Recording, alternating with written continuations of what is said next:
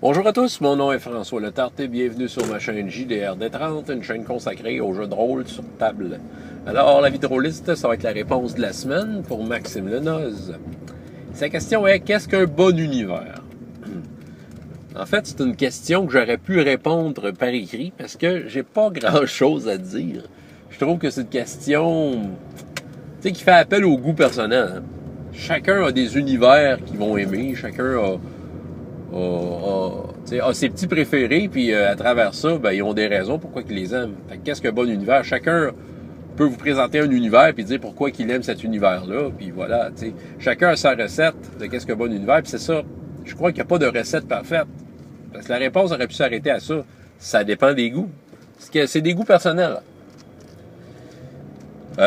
Puis justement, c'est des goûts personnels. Donc, il n'y a pas de recette secrète. C'est comme par exemple, OK, les royaumes oubliés, Forgotten Realms. Il y a tellement de monde qui aime ça. C'est parce qu'il y a quelque chose. C'est parce que c'est un univers qui offre plein de possibilités. Puis qu'il y a des gens qui s'y retrouvent. Puis c'est pour ça que c'est tant joué. Personnellement, j'aime pas cet univers-là. Non. Ça correspond pas à des valeurs que j'ai envie de communiquer dans un jeu de rôle. Bon, je suis pas en droit de dire que c'est pas un bon univers. C'est juste que c'est pas un bon univers pour moi. Tu sais, c'est ça. Je veux dire, au contraire, j'aurais tendance à dire que c'est un bon univers. Mais c'est ça, les possibilités, qu'est-ce qui se passe dans les royaumes oubliés, moi, ça va pas me chercher, tu sais. J'étalerai pas le pourquoi du comment. C'était juste un exemple de départ, parce qu'en fait, c'est ça, qu'est-ce qu'un bon univers? Commençons par le maître de jeu. Un bon univers pour lui, c'est un univers qui va offrir au maître de jeu de l'inspiration, que, veut dire, les éléments de cet univers-là lui donnent des idées d'aventure, qui est capable de voir la proportion que ça peut prendre, veut dire, il est capable de voir à quel point il peut se renouveler, puis que les éléments qui sont dans cet univers-là, veut dire, il est assez à l'aise avec pour pouvoir composer avec, puis improviser, puis tu sais, sentir qu'il se l'approprie, cet univers-là. Donc, un bon univers, faut juste que le maître de jeu soit bien, puis qu'il ait le goût de s'investir, évidemment.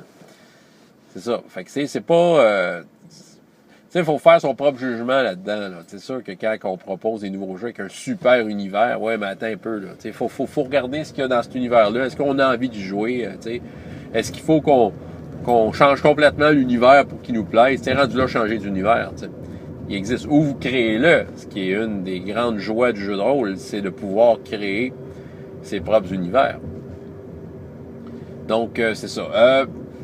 Une fois que le maître de jeu a son univers en main, puis qu'il a décidé que hey, j'ai vraiment envie d'y jouer, ben là, il faut qu'il puisse vendre son idée à un groupe de joueurs. Puis c'est pas toujours évident. T'sais, j'ai une quantité de jeux de rôle sur mes étagères que peut-être je n'y jouerai jamais, parce que justement, les univers, ça appelle pas autant aux joueurs que j'ai disponibles. Peut-être que sur Internet, je pourrais trouver du monde. Bon, c'est ça. T'sais, on peut toujours avoir des trucs un peu plus particuliers qui vont pas correspondre au goût des joueurs. Il y en a qui, d'emblée, le savent qu'ils veulent pas jouer à ça. Puis il y a des trucs plus généraux, tu sais. Bon, les bons univers. Faut que ça soit un bon univers, pas juste pour le maître de jeu, mais pour la table, au complet. Il y a des bon, mettons qu'on part un nouveau groupe, là. Je pars un exemple comme ça dans les airs, là. Mettons que, tu sais, une petite annonce sur Facebook... je suis maître de jeu, je veux faire une campagne à D5 dans les royaumes oubliés, je cherche 3-4 joueurs, beaucoup de roleplay, puis voilà, je suis dans telle région. Bon, fait qu'on a une petite annonce qui présente l'univers. Fait que là, il y a du monde qui vont répondre à l'appel. T'sais, on s'entend que c'est un thème assez universel dans le jeu de rôle, Donjons et Dragons, puis royaumes oubliés, OK? Donc, il y a des gens qui vont répondre à l'appel parce que c'est de donjons, il y a du monde qui vont répondre à l'appel parce que c'est les royaumes oubliés. Bon. Mettons que c'est plus spécifiquement les royaumes oubliés, l'univers. Bon, le maître de jeu, lui, qui a sa campagne, il a son idée, là, déjà, là, un peu, là, tu sais.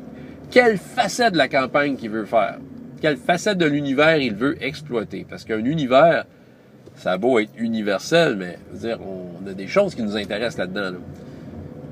Puis là, les joueurs qui se présentent là pour jouer au royaume oublié et faire du roleplay, oui, mais OK, eux autres, qu'est-ce qu'ils aiment dans les royaumes oubliés?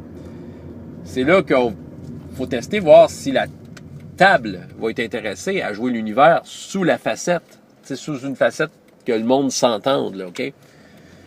Donc, ça prend l'espèce de session zéro pour voir une discussion, savoir vers où on s'en va. La création des personnages peut nous en dire plus long sur la facette de l'univers qui va être exploitée. Tous les univers ont des facettes, puis il y en a même qui ont créé plusieurs jeux pour le démontrer. Si on prend les dernières versions de Star Wars, Fantasy Flight, ils ont sorti 3 versions différentes du jeu pour exploiter 3 facettes de l'univers de Star Wars, parce que c'est un univers qui est tellement vaste qu'on peut se concentrer sur certaines facettes. Fait qu'on a beau avoir un univers, faut que les facettes qui nous intéressent, on puisse bien les exploiter. Donc, c'est une autre façon de vérifier si c'est un bon univers. Puis là, si la facette correspond à quelque chose qui nous plaît en tant que maître de jeu, puis que les joueurs sont motivés à aller dans cette direction-là, on joue du Royaume oublié, mais on est une campagne de evil. Ben, si tout le monde est motivé à faire des personnages evil, des méchants, puis le maître de jeu il est prêt à composer avec ça, puis qu'il a des idées, puis qu'il trouve que dans son univers, il y a tout ce qu'il faut pour pouvoir, tu sais, voir une évolution avec un genre de campagne de même, mais voilà, c'est un bon univers. J'ai développé beaucoup sur une réponse qui devait être courte, mais c'est ça. Qu'est-ce qu'un bon univers? C'est l'univers qui nous plaît, puis qu'on est capable de partager à des joueurs, puis qu'on le partage assez bien pour que les joueurs soient intéressés, puis que d'eux-mêmes, ils apportent leur investissement, tu sais, qu'ils puissent, tu sais, qu'ils ont le goût de s'impliquer. Puis voilà, fait que l'univers va prendre vie. Tu sais, pour certaines personnes, l'univers, c'est juste une phrase de départ et ils ont développé complètement là-dessus. Pour certaines autres personnes, ils veulent un univers très détaillé. Ils vont aller s'acheter l'œil noir parce qu'ils savent que l'aventurerie, c'est super détaillé puis il y a la réponse à toutes leurs questions. Tant que le maître de jeu est à l'aise, tant qu'il a les éléments pour rendre cet univers-là vivant, cet univers-là est bon pour lui et possiblement bon pour sa table si les joueurs ont décidé de suivre. Donc, c'est ça que j'ai à dire. François Letard, JDR de 30, et jusqu'à la prochaine fois, ayez autant de plaisir dans la vie que dans les jeux. Au revoir.